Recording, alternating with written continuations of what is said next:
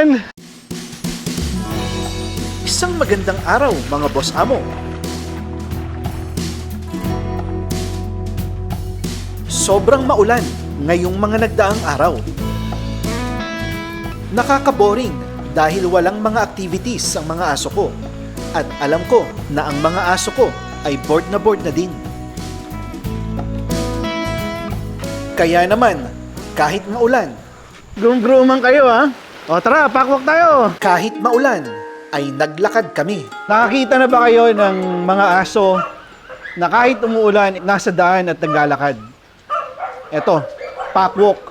Kahit umuulan, maglalakad kami. Hinahanap-hanap ng katawan ko ang paglalakad kasama ang mga aso ko.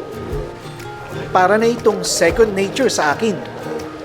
Kahit na masakit ang katawan ko dahil sa bigat ng tali at sa haba ng nilalakad namin, ay wala akong pakialam. Ang alam ko lang ay masaya ako at ang mga aso ko sa tuwing kami ay naglalakad. Come on! Napakalaking tulong sa akin na may mga tao na kapareho kong mag-isip patungkol sa pag-aalaga ng aso. Sila ang aking mga masisipag na mga dog keepers at ang aking cameraman na isa ding dog keeper. Sino ba naman ang baliw sa aso ang maglalakad ng mga aso sa ilalim ng malakas na ulan at sa hagupit ni Bagyong Enteng? So ito si Rasha, John Wick, Bullet, Lucas, Antonio, Starlord, Pyongyang, Dilim, Lapu-Lapu, Chico, Lakandula, Kim, at si Asmus. Mamaya kinukuha pa si Buhawi. Si Asmus, inihiwalay na namin doon sa female pack. Titingnan natin ang lakas ng loob niya na makasama ang buong Barako pack. And so far so good. Medyo ilang siya. Pero, yan o. Ka-vibes naman niya yung mga kasama niya. Siyempre si Buhawi nandun ha. So si Buhawi. Oh, kaway ka. Kaway. Yan, nandyan si Rodel. Dito si Michael. Si Michael na bagong gupit. At si Balong na mataba pa rin. Let's go. Enjoy lang, enjoy. Come on. Kakasimula pa nga lang ng packwalk ay napalaban na agad ang mga dog keepers ko sa takbuhan. Ito ngang si Rodel ay naiwan pa ang tsinelas sa may putikan. Come on.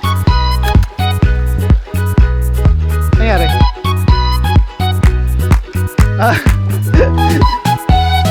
Tara. Let's go. Ayaw tumawid ni Bullet, oh. Oh, yan. Diyan ka pala takot, ha? Oh. Ayaw tumawid sa baha. Tingnan na. Baha lang yan. Let's go. Ngayon ko lang nalaman na takot pala si Bullet sa tubig ulan. Talaga namang nanibago din ang buong pack. Dahil first time din nila na mag-packwalk na ganito ang panahon. Madalas kasi ay nasa loob lang sila ng cage at mahimbing na natutulog. Okay, tinan mo, lumalabas din yung ugali eh. Yung iba takot sa pagaspas ng hangin.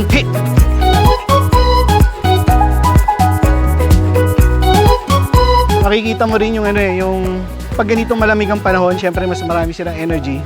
Makikita mo yung tali, mas batak. Si Bullet takot sa bagyo. Yan, nakalain mo yung astig na yan, tinan mo, umiiwas oh. Hindi naman niya ginagawa yan. Okay, let's go. Bullet, come on.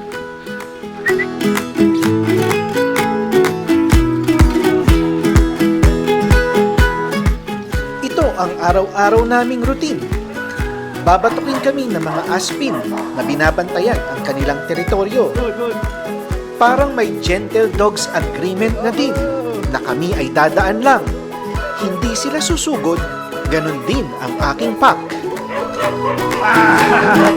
Putik!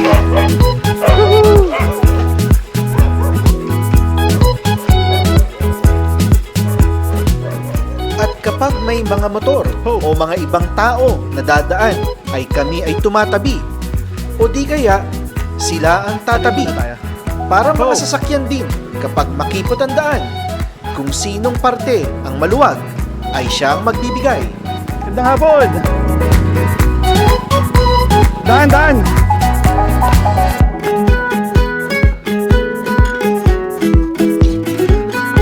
Gusto mo kunin isa? Ha? Kahit di na? Oo. Mukhang iinom kayo ah. Malamig no? Dumadaan din kami sa bahayan na may pusa. Go. Excited ang ibang aso ko, ngunit hindi sila nangihila.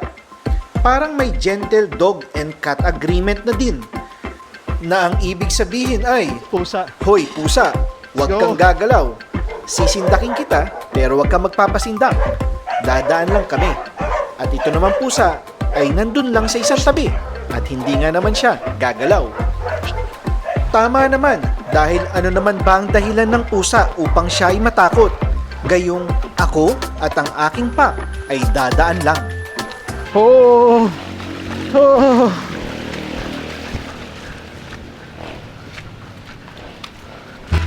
Naglakad din kami papunta sa main road. Nagpa-check din kami ng attendance sa mga suki namin na motorista. Ang iba ay sumisigaw pa ng supero, habang ang iba naman ay gulat na gulat pa din sa lalaki ng aking mga aso.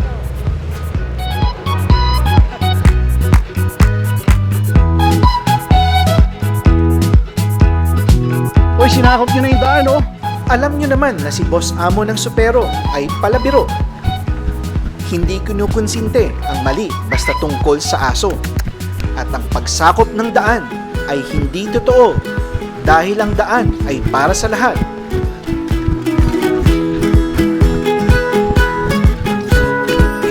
Kaliwa, kaliwa, kaliwa.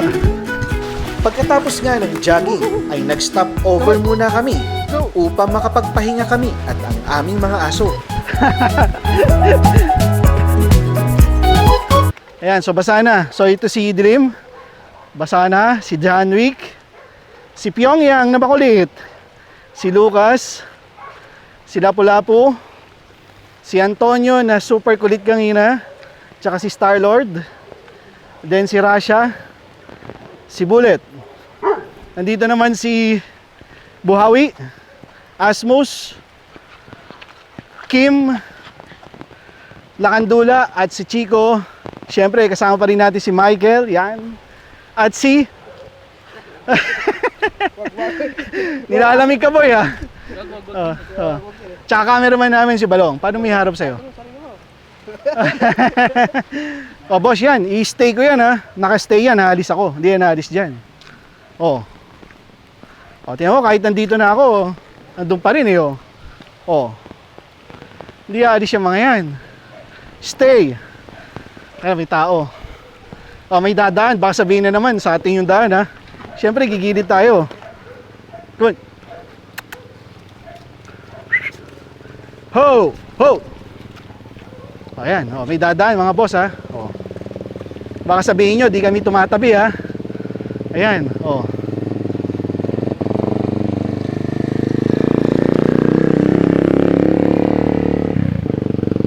Diba? Diba tumatabi kami? We're the good guys. We're not the bad guys, we're the good guys. Sabi niya, pagmamayarin nyo ba yung lupa na yan? Sabi pa eh. Makabash lang eh, no? Hindi nga siguro marunong mag-walk ng aso niya yun. Baka wala pang aso yun eh. Ayan na, talagang basa na kami mga boss. Basang-basa na. Yung camera puta, basa na oh. Sisira yan. Mahal-mahal yan. Naka. Tara na. Go, go, go, go. Ulan, ulan.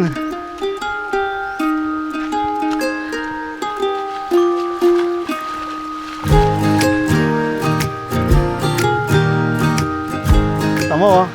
Kawag sila ng kawag ano. Paano, gayahin mo nga yung kawag nila. Epilepsy ata yan eh. Si Asmus, okay lang. Parang basang ano eh. Parang basang sisiw eh. Naku, nabasa na ako. Loko. Ayan na naman oh. Dadaan na naman oh. Sabihin sa atin lang oh.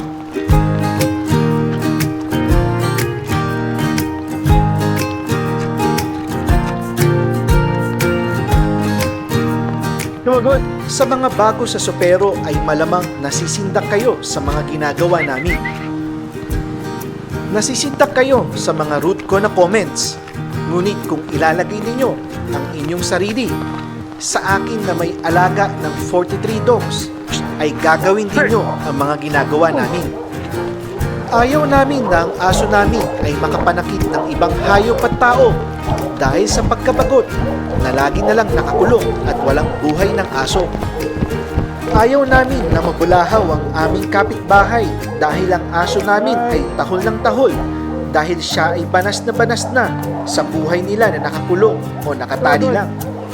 Ang lahat ng aming ginagawa ay para sa buhay ng aso at ipakita sa inyo na posible pala na ang malalakas at matatapang na uri ng aso ay mamuhay ng payapa bilang mga aso. At sa panghuli, napakasarap palang maglakad ng aso sa ilalim ng ulan. Sana sa ibang araw mga boss amo ay subukan din ninyo na isama ang aso nyo sa paglalakad habang umuulan. Hey! Mission accomplished ha. Mission accomplished. Packwalk tuwing packwalk habang umuulan. O, kaway. Yun lang po sa ngayon at maraming salamat sa panunood. Thank you.